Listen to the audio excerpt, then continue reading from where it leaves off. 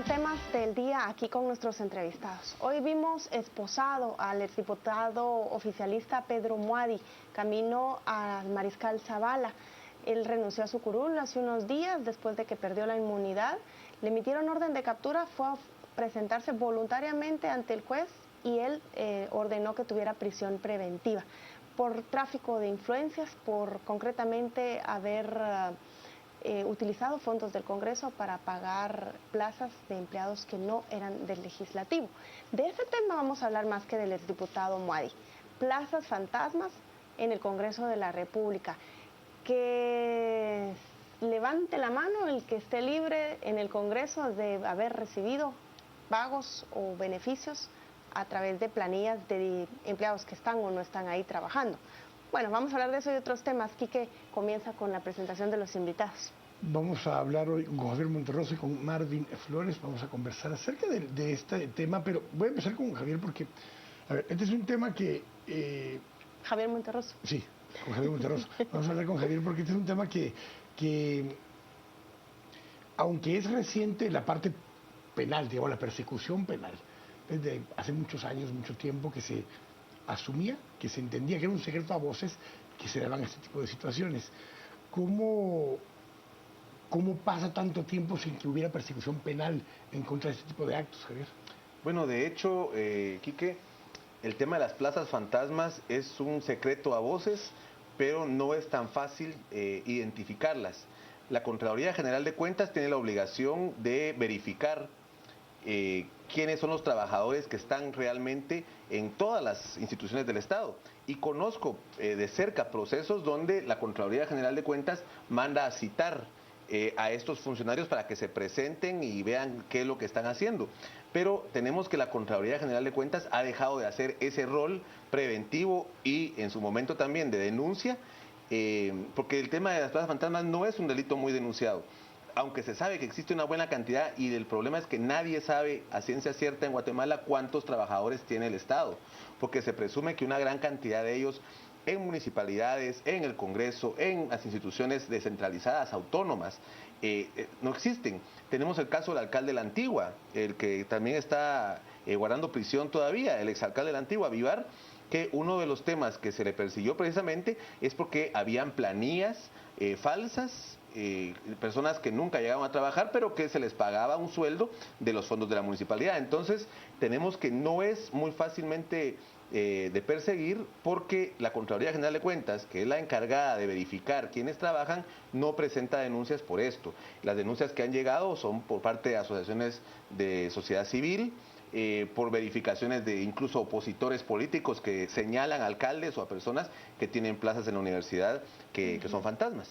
Pero para centrarnos en el Congreso, Marvin, el informe del CIEN decía ayer que en el Congreso no se sabe con claridad cuántos trabajan, cuáles son los contratos administrativos que otorga, cuáles son los criterios de selección de personal, y cada diputado cuesta 4.3 millones de quetzales al legislativo y ha subido en más de 200% el costo del Congreso en los últimos 12 años. Si nos cuesta tan caro, ¿por qué permitimos que no nos digan y nos rindan cuentas de cuántos realmente trabajan en el Congreso, quiénes son y cuánto ganan? ¿Cuál es la imposibilidad de saberlo? Interesante pregunta porque no es tan fácil, lamentablemente, que rindan cuentas, porque pongo un caso bien sencillo. Bueno, de hecho el caso del señor Muadi, Acción Ciudadana inició todo un proceso de investigación por denuncias que nos llegaron sobre plazas fantasmas. Nos dijeron, bueno, mire, tal diputado, tal bancada, tal partido tiene tantas plazas, no vienen a trabajar, solo cobran y no trabajan para el Congreso, sino que trabajan para el partido, es decir, en el tema de organización, etcétera. Y bueno, empezamos a hacer una serie de solicitudes de información pública y nos fueron negadas. Y de hecho tuvo que ser la Corte de Constitucionalidad la que obligó prácticamente al Pleno del Congreso, a la Junta Directiva, a entregarnos la información de las plazas. Claro. Eso nosotros lo que hicimos fue contrastarlo con la serie de denuncias que teníamos, con copias de cheques que supuestamente se recibían y que se trasladaba o se regresaba una parte a las empresas de las personas hoy sindicadas. Y luego lo que se hizo fue trasladar toda esta información a CICIG, porque evidentemente nuestra organización no tiene ni el mandato ni la potestad para hacer todo ese tema de investigación. Entonces, si vemos que un Congreso de la República no cumple con una ley de acceso a la información, que es un derecho básico universal, no es tan fácil, digamos, que rindan cuentas. Y lo mismo sucede en las municipalidades pequeñas o grandes, donde muchos alcaldes se sienten los reyes y los dueños del poder local. Cuando vemos esto y vemos la persecución que se logra hacer hasta ahora, y vemos todos los documentos que incautó la CICIG, el Ministerio Público, la duda que nos queda es quién no va a estar dentro de la lista de diputados que tiene plazas fantasmas. ¿Cómo logramos generar una especie de censo? Tú lo mencionaste hace un momento, Javier, pero hace unos días, revisando otras dependencias, decían, miren, hay 3 listados distintos de cuántos empleados públicos hay. El Congreso de la República ni siquiera publica la información de salarios ni el número de empleados en la página que es obligatoria en una ley que ellos aprobaron dentro de la Ley de Acceso a la Información Pública. ¿Cómo podemos forzar para que las cosas como las que nos dice Marvin ahora no sigan sucediendo, donde nos ocultan la información y entonces es hasta imposible fiscalizar cómo lo hacemos? Bueno, ese es uno de los problemas también de la propia Ley de Acceso a la Información. Como bien dices, hay una serie de información obligatoria de todas las instituciones, no todos la cumplen, y la institución encargada de verificar que se cumpla la Ley de Acceso a la Información es la Procuraduría de Derechos Humanos, ¿verdad? Pero hay rubros como estos que no tienen que ver nada más con un tema de acceso a información, sino también con transparencia y rendición de cuentas de las propias instituciones del Estado. Por eso insisto en el tema de la Contraloría General de Cuentas. Es un rol importantísimo que no está llevando a cabo la Contraloría. Porque con un simple conteo de Exacto. ver qué empleados de la planilla están ahí y cuáles no, podrían saberlo, ¿no? Exacto, pero veamos también el caso de Muadi, precisamente no era el primer señalamiento que se le hacía durante su gestión. Como presidente del Congreso ya había tenido también una denuncia de un ex trabajador del Congreso, el jefe de presupuesto, creo que era, o de auditoría, que había presentado a la Contraloría General de Cuentas una denuncia por anomalías, no solo en plazas fantasmas, sino también en otro tipo de compras y contrataciones, y la Contraloría al final no se sabe qué fue lo que hizo con esa denuncia. Hay una gran cantidad de denuncias que se presentan a la Contraloría y que ya no se les da seguimiento. Y en el tema de acceso a información deberíamos de pensar ya en que la Procuraduría de Derechos Humanos no es de repente el ente que podría o que debería tener la fiscalización del cumplimiento de toda la Ley de Acceso a Información, porque hay algunos asuntos de la Ley de Acceso a Información que sí se refiere a derechos, y la Procuraduría de Derechos Humanos, al final de cuentas, puede presentar una sanción moral hacia la persona que no está aplicando la Ley de Acceso a Información, pero que hacen falta sanciones administrativas y sanciones penales para que no están contempladas. Yo quiero ir al caso que mencionaba Marvin, que es por el que el diputado está preso ahora. A ustedes les presentan una denuncia, probablemente de alguien que se sintió al margen de ese beneficio, alguien a quien no le dieron la plaza y se la ofrecieron, o alguien que estaba molesto, una viuda del poder, le decimos en periodismo, alguien que está molesto porque no recibió el beneficio por el que presenta la denuncia. Pero si no es por eso, no nos enteramos a través de ustedes y de CICIG que había esa contratación anómala. Y el problema no solo es de que hay plazas fantasma, el problema también, porque lo mencionaba aquí incluso un presidente del Congreso, que se contrata gente con un sueldo de 10,000, la gente recibe su cheque, pero está obligada a darle al jefe de bancada o a X persona una cantidad y él se queda con 5,000, 4,000, se va repartiendo el salario. Hay demasiado negocio con los salarios en el Congreso. Lo que nos cuesta en general se va como extendiendo el beneficio para muchas personas. ¿Cómo tener certeza que el dinero va para donde está destinado? Bueno, es un tema de controles administrativos y controles internos, es decir, en el Congreso el tema de las plazas fantasmas no es la única queja, está el tema de los viáticos, de los viajes, es un tema de controles y la ley orgánica prevé algunos mecanismos. Y con la separación que se hizo hace años del tema administrativo en el Congreso puramente del tema legislativo, se logró algún avance, igual que en la Corte Suprema de Justicia.